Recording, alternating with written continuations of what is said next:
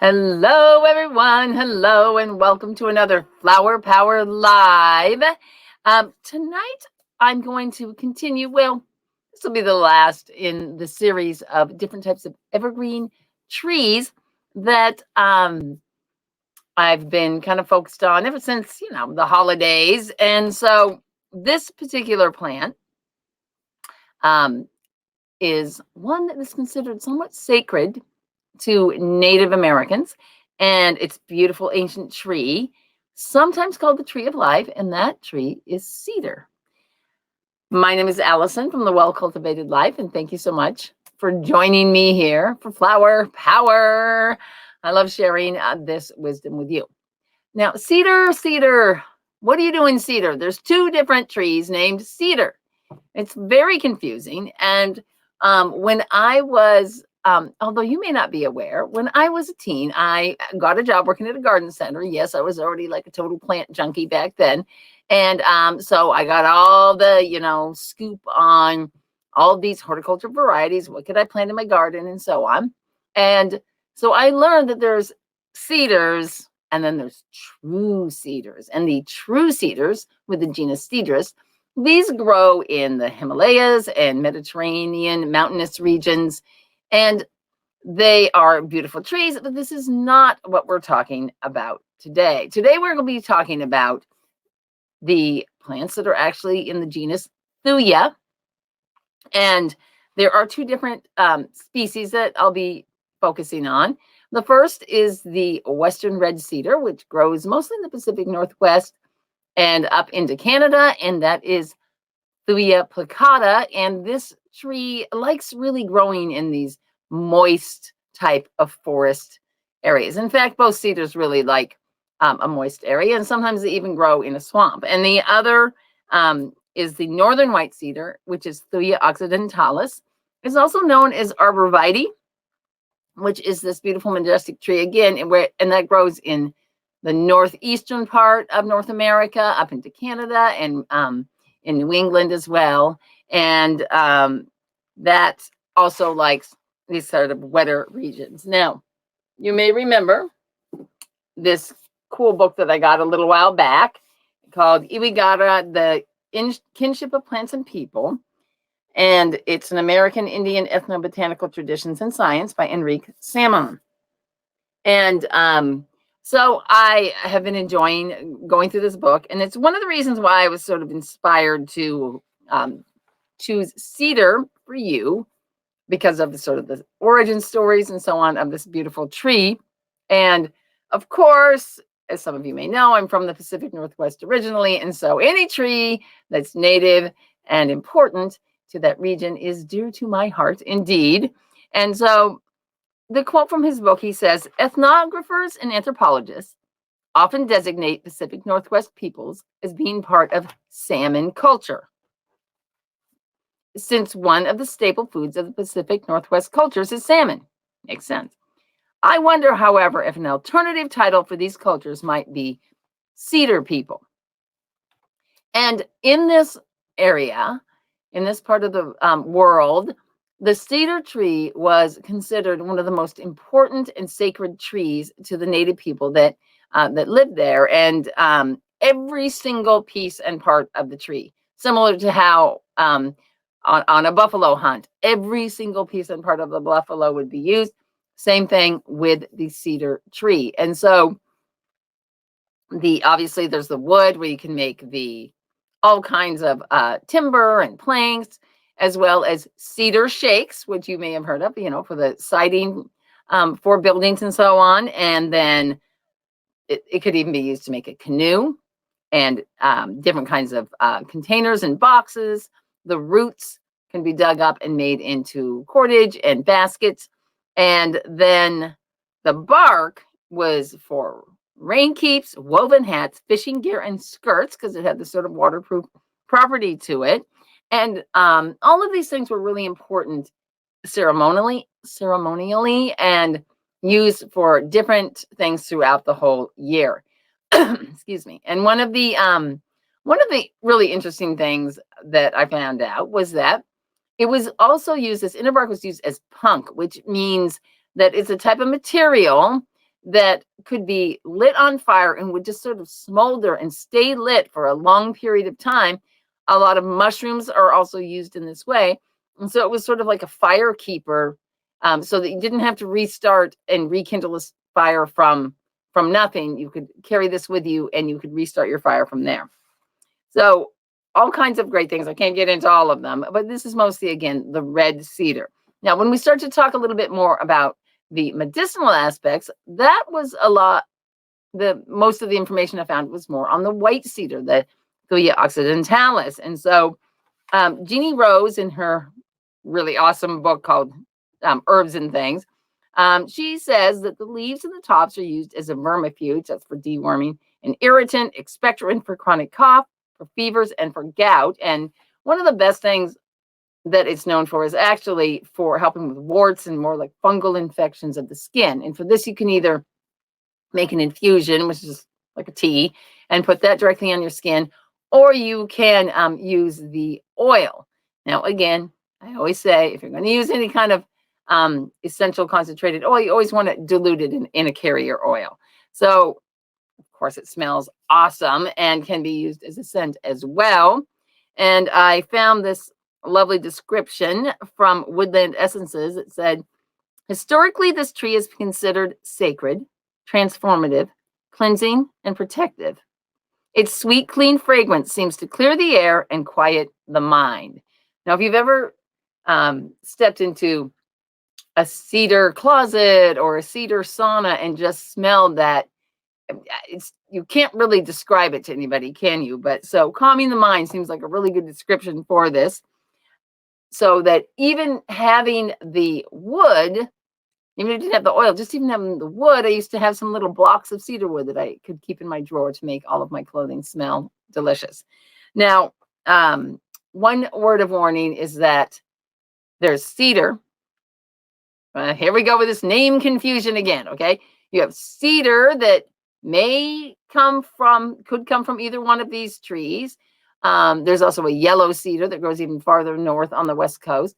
And then there's what's called cedar wood oil. And that's actually from a juniperus. It's from the juniper family. So again, when you are purchasing things, always look at the label, especially with essential oils, because there's a lot of fake stuff out there. Make sure that it lists not just the common name, but the scientific name for the oil. So in this case, it should say Thuja occidentalis or Thuja picculata on the bottle. And if it doesn't, don't buy it.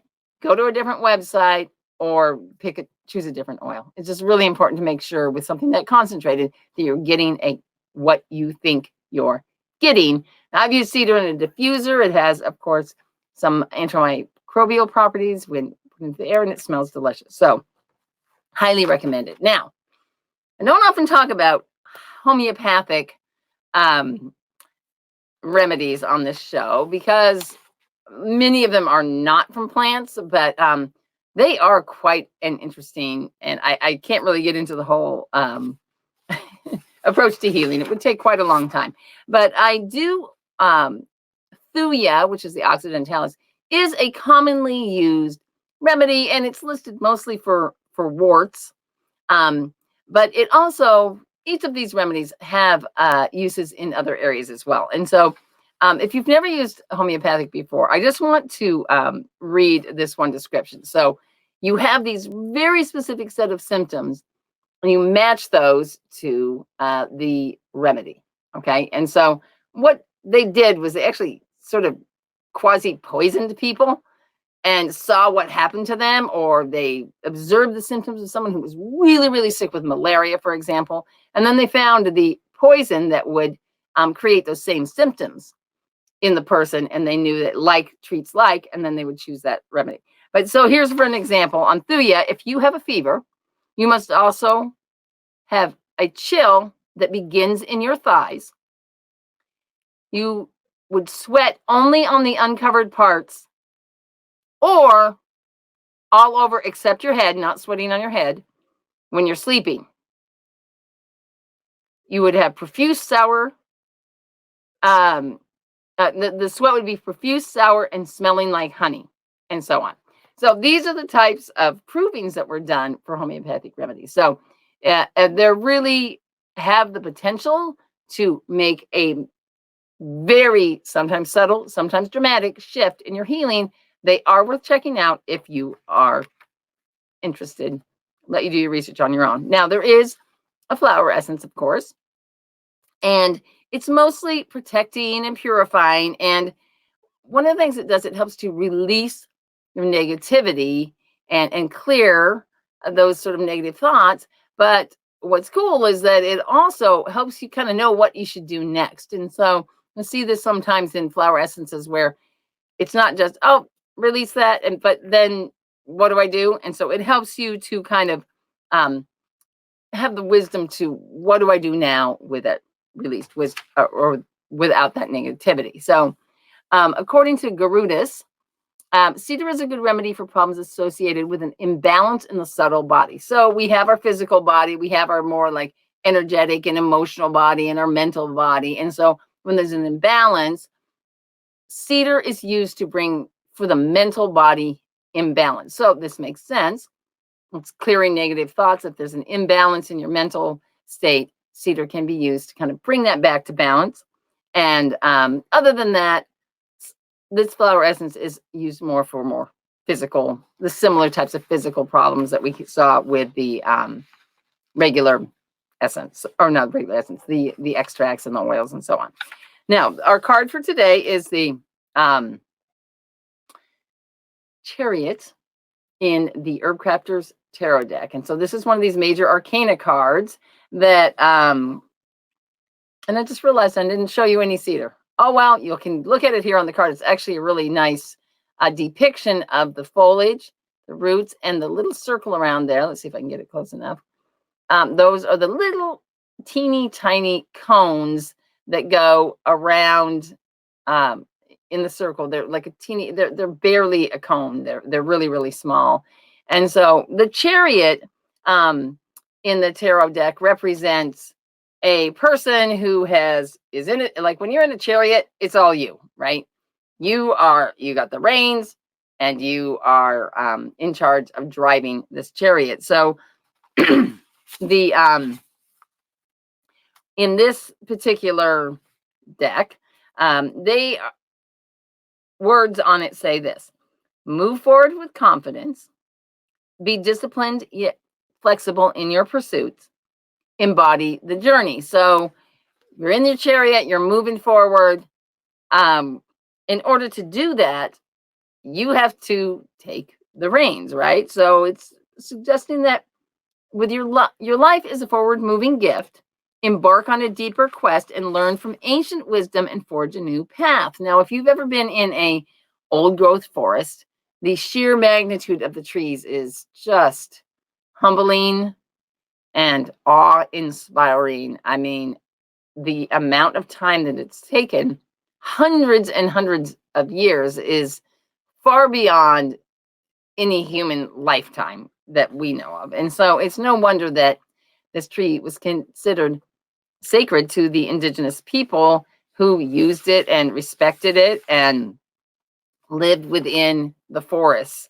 And so basically what this is saying is that, you are in this vessel called your life, your chariot.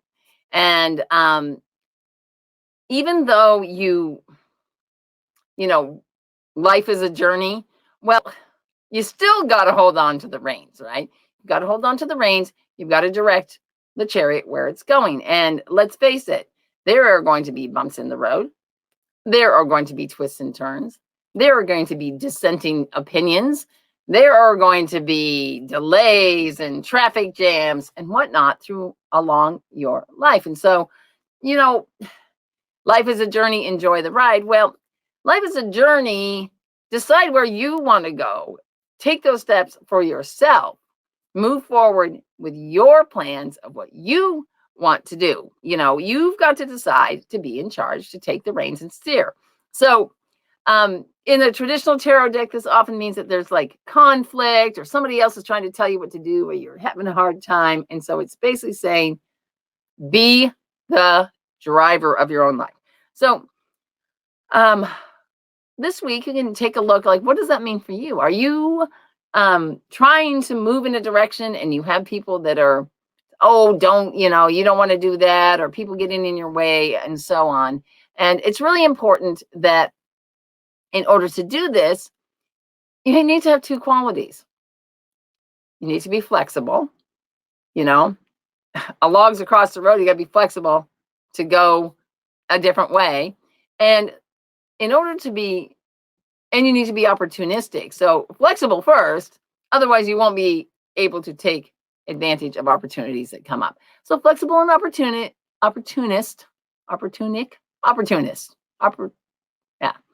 opportunity. You know what I mean. Anyway, so those are things to think about. Some words for the week. In looking at where are you going with your life, and it's a beautiful type of a thing to think about. Again, this time of year when we're reflecting on making plans for 2022, and where do we want to go, and what are we moving through. And I think it fits really well with our card of the year that was talking about examining your structures. How's your chariot? Is it in good shape?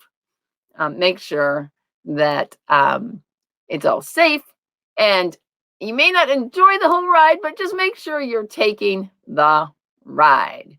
So that is our whole message from Cedar tonight.